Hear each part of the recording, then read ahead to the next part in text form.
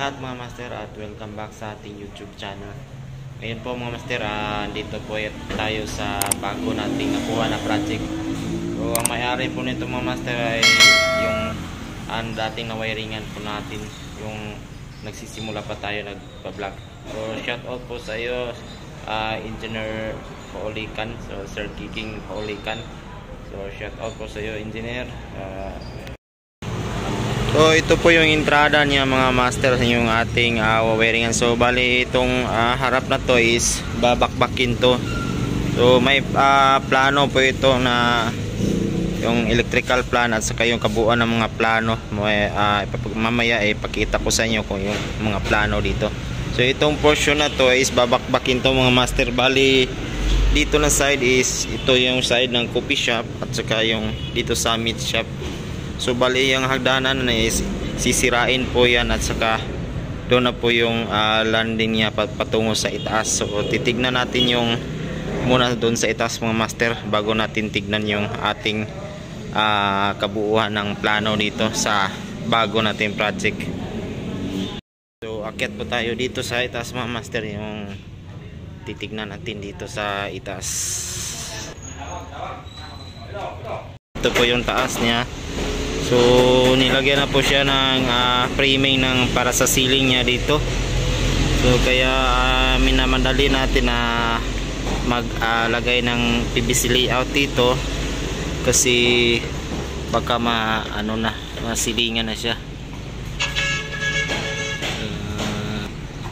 So kaya nilayout natin yung ating PVC dito para hindi tayo mahuli sa wiring. So dito ako yung nakarang araw dito mga master. So ngayon nagbalik ako dito. So titignan mo natin yung kanyang dito, yung electrical plan dito. Ayan po yung plano natin dito mga master. So ito yung pinakabuo ng ating plano sa renovation na to. So ito yung itsura ng building na to mga master. So yung ito is existing na po ito na yung building na to. So bali yung dito na side lang po yung ating i-renovate or i-wiring natin. So yung doon sa iba ground floor natin mayroon po siyang coffee shop saka yung meat shop.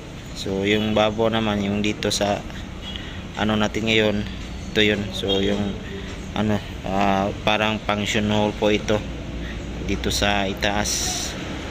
So titignan natin yung ating electrical dito mga master. Ayan.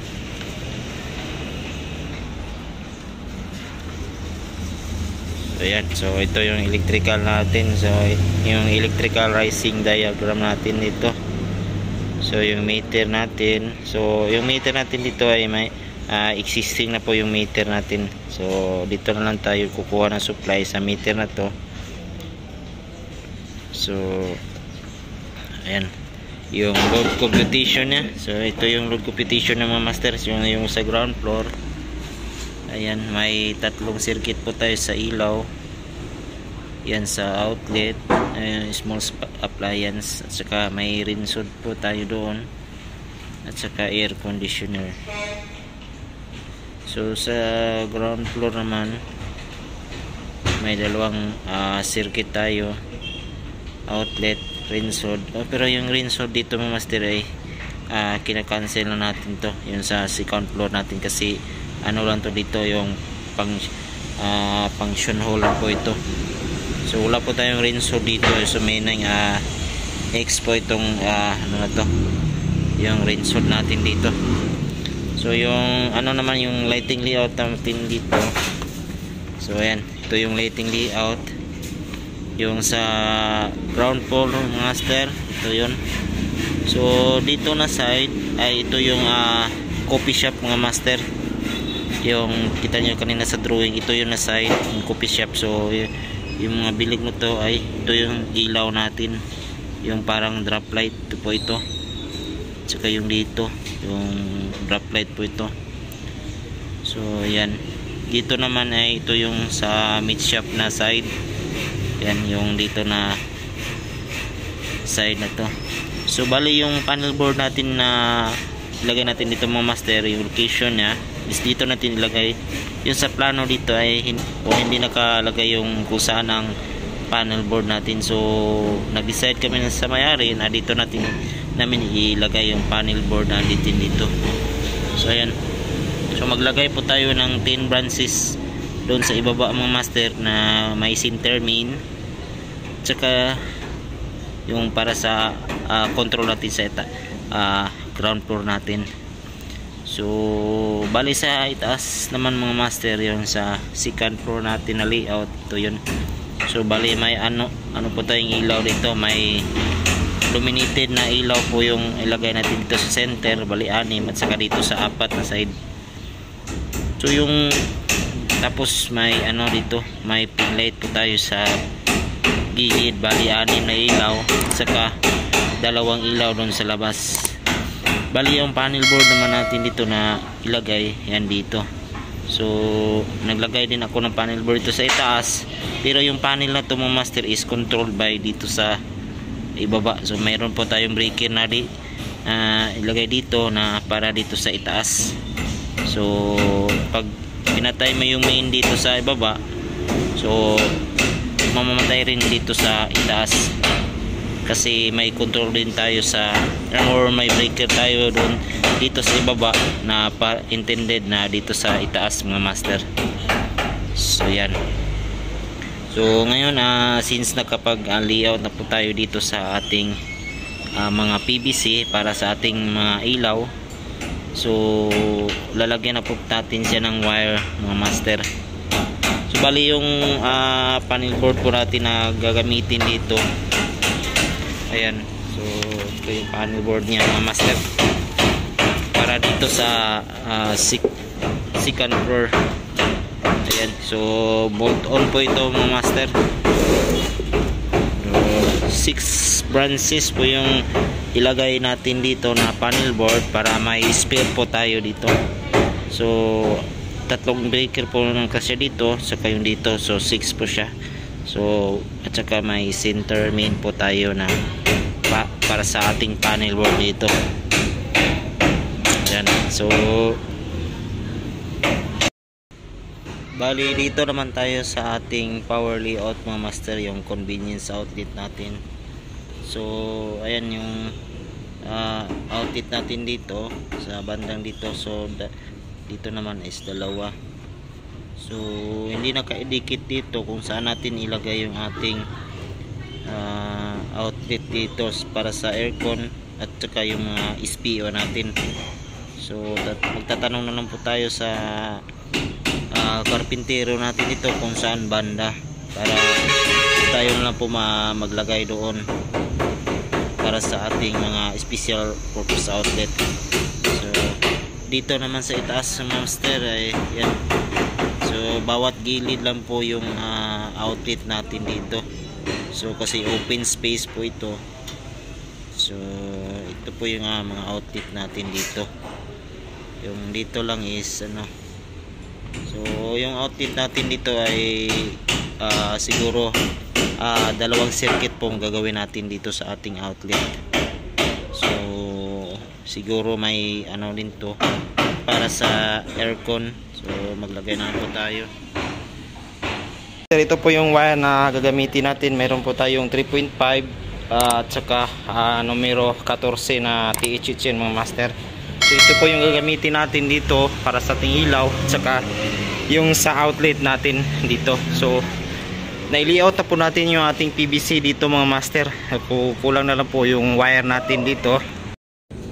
So ngayon po ay andito tayo sa itaas natin mga master. So ito yung layout niya dito taas.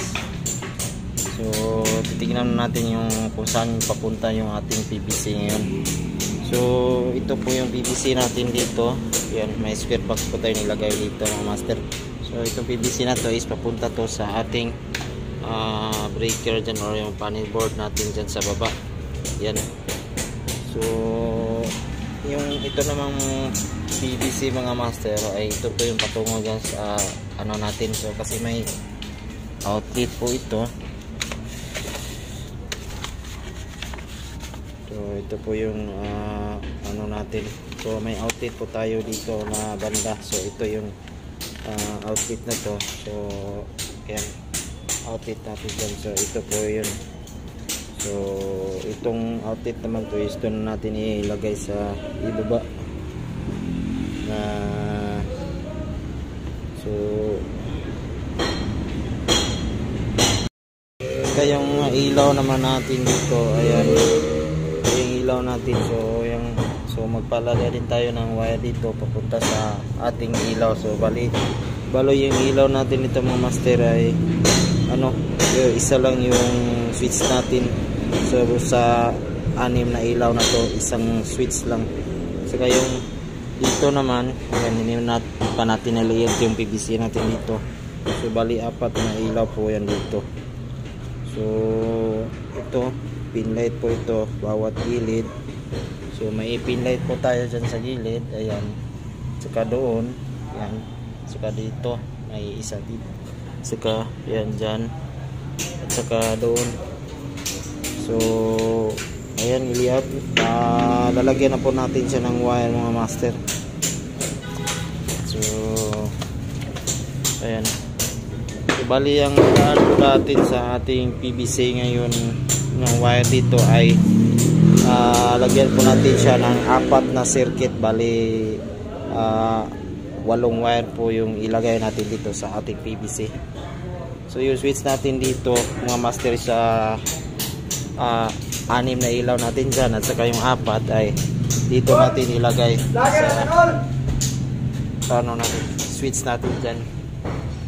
Saka yung 6 naman na ilaw natin sa gilid is doon natin ilagay, kasama na yung switch natin doon sa labas na ilaw natin doon.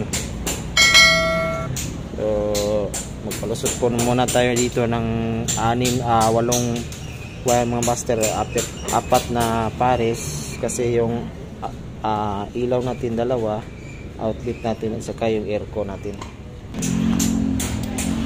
So ayan na po yung wire natin mga master. Bali 4 na pares yan sa ilaw natin, circuit ng ilaw natin isa, outlet, saka yung ating sa aircon mga master. So yung wire natin na to ay hindi natin pinutol kasi diretso natin to wire natin doon sa junction box natin. So ngayon magpalusot na rin tayo ng circuit return natin para sa ating ilaw. So itong PVC na to is para sa ating ilaw mga master. So bali dalawang return po yung ipalusot natin dyan sa 6 na ilaw natin dyan, saka yung dito 4. So magkahiwalay itong 4 na to, so yung 6 dyan. Ito na po yung return natin para sa ating ilaw master. So bali nilagyan ko po ito para sa ating ground dito, kasi doon na tayo kukuha ng light natin papunta sa ating switch. So bali 3 na lang po yung ilagay natin na wire dito, 2 return at saka neutral natin. So itong naman mga master ay patakbo natin dan sa 6 na ilaw natin dyan. So idaan natin siya dito na PVC punta dyan hanggang doon sa junction box na yan. So itong itim. So ngayon magpapasok po tayo ng wire dito sa PVC na to na circuit ng ating outlet dyan sa baba. So 2 at saka yung return ng ating ilaw yan dyan, at saka yung ilaw natin doon na isa, yung pin light natin dyan sa kanto.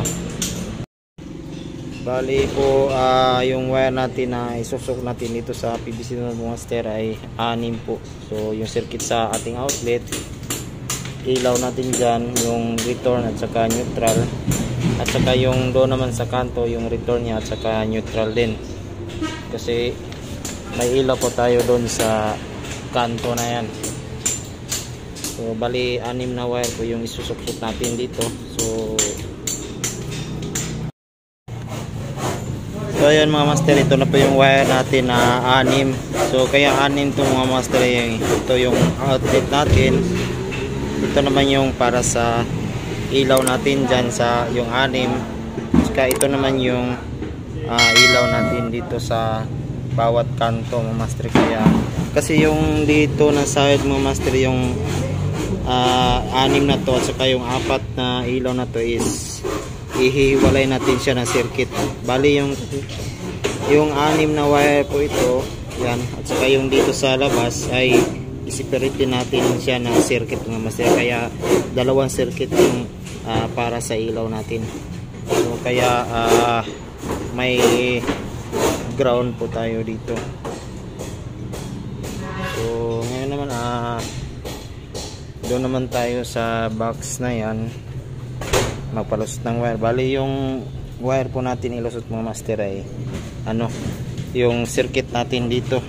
Kasi yung switch natin is yung dito mga master, may switch tayo dito na tugang, yung para sa switch natin dito sa anim na ilaw at saka yung dito sa labas. So magpalusot po tayo ng bali 5 wire mga master, kasi may outlet din to kasama sa tubing natin, yung baling dito, bali dito na side mga master, yung kasi dito yung switch natin, yung dito na side.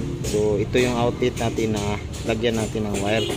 So yung PVC natin ay lagyan natin siya ng 5 wire, kasi yung pang 5 wire mga master is ito yung return natin para sa ilaw natin dito sa gilid natin dito. Kasi ayun, andito tayo na side, so patakbo natin yung linya natin papunta doon, kasi doon yung switch natin.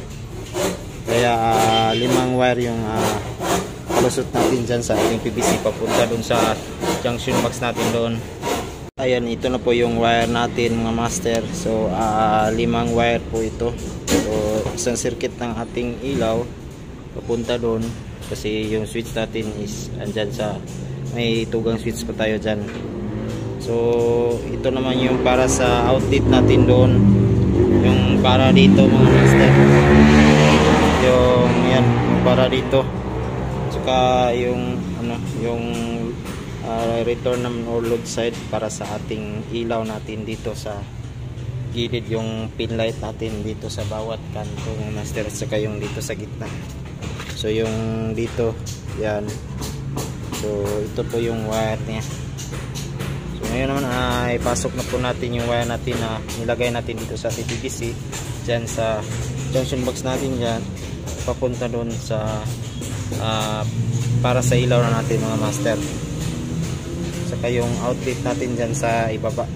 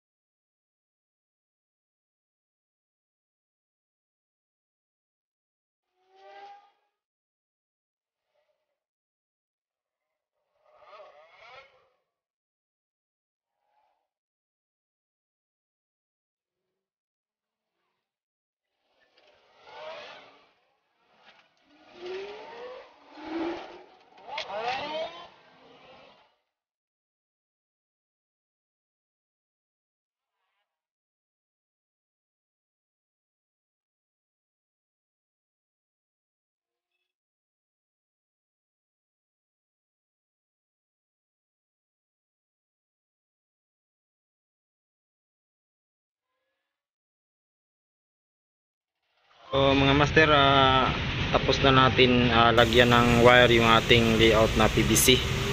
So yung doon mga master, inatapos na rin natin na lagyan ng PVC at saka yung junction box natin or square box natin doon papunta doon sa kabilang junction box. Patungo na yun sa ating ilaw doon sa labas, kasi yung switch natin sa labas ay dyan natin nilagay, saka yung ilaw natin dito sa gilid, yung 6 na pin light natin. So ngayon naman, ito naman yung wawiringan natin, yung nilayout na natin dito. So bali yung dito mga master is 4 lang po yung ilaw natin dito, saka may outlet tayo doon sa ibaba, kaya maglagay tayo ng circuit ng ating outlet dito sa ating piping, saka yung linya natin na ilaw dyan, yung isang pin light natin dyan sa kanto. So bali ang wire na ilulusot natin dyan is na mula galing dito mga master ay 6 po. So isang pares ng outlet natin, isang pares para sa ilaw natin, yung return niya at saka yung neutral niya dito, kasi yun nga yung circuit natin dito sa dyan, yung 6 at saka yung 4 is isang circuit yun. Tapos yung ilaw natin dito, yung 6 ay magkahiwalay na circuit. So bali 6 po yung circuit na wire natin na ilagay dito. So 3 pares po yung ilusot natin dito. So ngayon po ay nailusot na natin yung wire natin galing dito mga master, yung 6 natin na wire papunta dito. So bali dito na junction box ay patungo na yung isa nating pares yan sa ilaw natin, kasi yung dyan ay ilaw.